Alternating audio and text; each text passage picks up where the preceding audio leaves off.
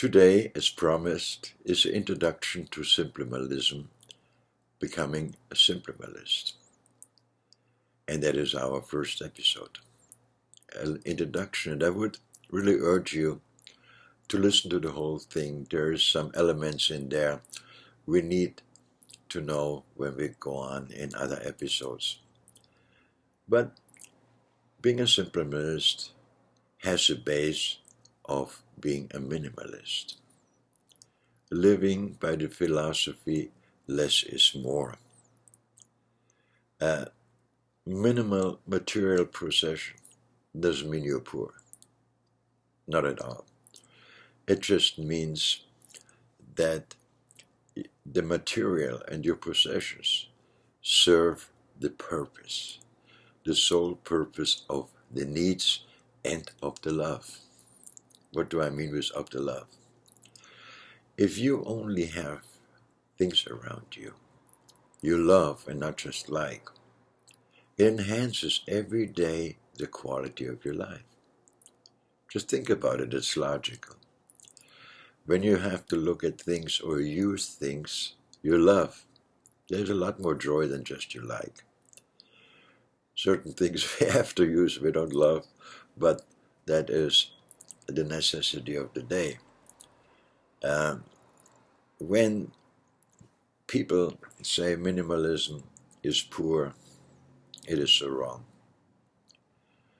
9.5 million people alone in America live for years as minimalists, and it increases. They're not poor. No. That is their choice to restrain from things they don't need. Restrain from things that create stress for them. Restrain from things that take up room.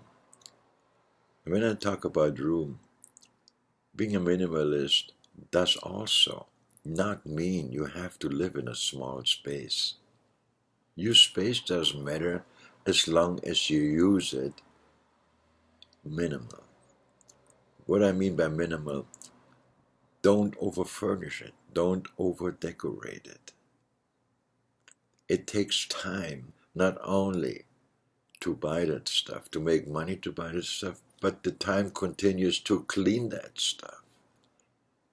And it makes the space look small. It really makes it look small. Our memories, we have excuses. That is memory, that is memory. Some things are memory.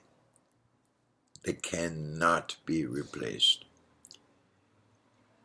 But other things are just memories. We rather should carry those memories in our heart and in our mind. Or even take a photo and download it on a separate drive in our computer. Like our photo albums. I had many photo albums because I lived already many years, and I scanned it all. The advantage is I made them by theme, by year, and I always can switch them around. When you look at a physical photo album, paper photo album, you have them glued in there, and you go through it and you look for a picture. Okay? When you have it, like I did it, categorized, you go into category, family, category, work, category, just me. And then you have it in the category by year. And I want to see pictures when I was 25, 30 years old. I go by the number of year where it's scheduled. And it's fun. It pops up. You can create slideshows, everything. So that is things we can love, we can spend our time with, and that's where memories with modern technology are accessible a lot easier and not to dust. Because dusting up a little extra drive, it's a lot less than dusting 10, 12, 14, 15 photo albums. Am I right? That goes on also with artwork. I had a lot of artwork. People, my former clients and present clients. Some of them are artists, and they had the desire to give me some art. Some of it is gorgeous. I stopped hanging it, and I have only one piece I really love. And going back to physical photos, I also have only one frame with a photo collage of family, my parents, my kids, and so on. One, it really speaks to me. And that is, every time I look at it, I have joy. Every time I look at my piece of art, I have joy. Because I love it. It's not just there. Now, let's be honest. We are in denial of it. We really are. That most of the time, we really don't do things for ourselves. We do it for our friends, for neighbors, or whoever it is to show what we have. Is it so important? If they cannot take it and take you for who you are, if they need an art gallery, if they need 3 Ferraris in your garage to respect you, they really don't respect you. So that is part of minimal thinking too. Even more so of thinking of the Simplimalist. And making life simple, taking complications and stress out, should be a desire we all have. No, I have to be honest. It is not everybody's cup of tea to become a Simplimalist or even a minimalist. And it is kind of hard to start.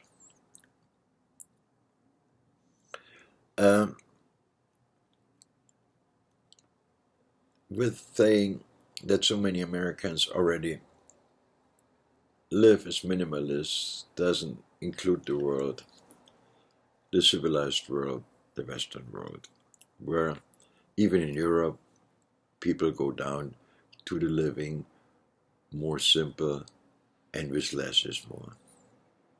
And it is also a matter of our closet. The week has 7 days.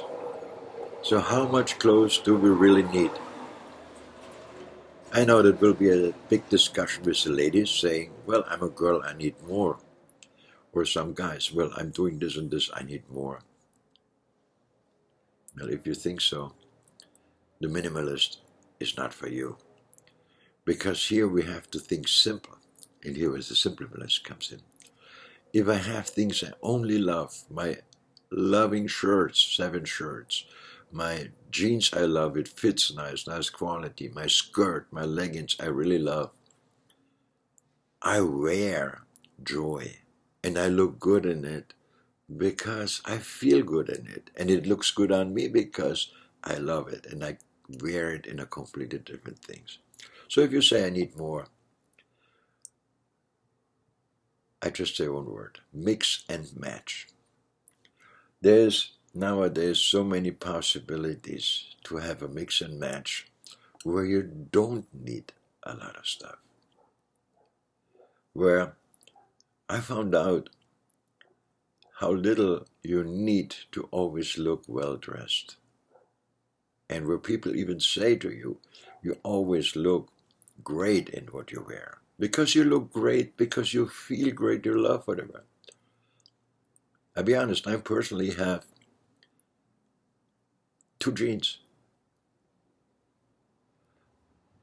I love them both. They fit nice, and every time I wash them, they come out nice. I have 1 pair of khaki and 1 slacks. I need the slacks for bigger business meetings or something more formal. So, blue jeans, almost every color matches to blue jeans. 2 khakis, almost as well. And my slacks is high quality wool and in dark gray, and a lot of things match that too. And it looks formal. It's just a little example. And that's where it comes in the discussion. Don't think it was easy for me to narrow it down. And you will read it with the contemporary minimalists. You can read a lot of them online. One of the name is Ryan Nicodemus, and the other one is Joshua Fields Milburn. They have the philosophy of minimalism, where I am a simplimalist. And the big difference is quality and quantity. And that where I go in episode 2. I see you then.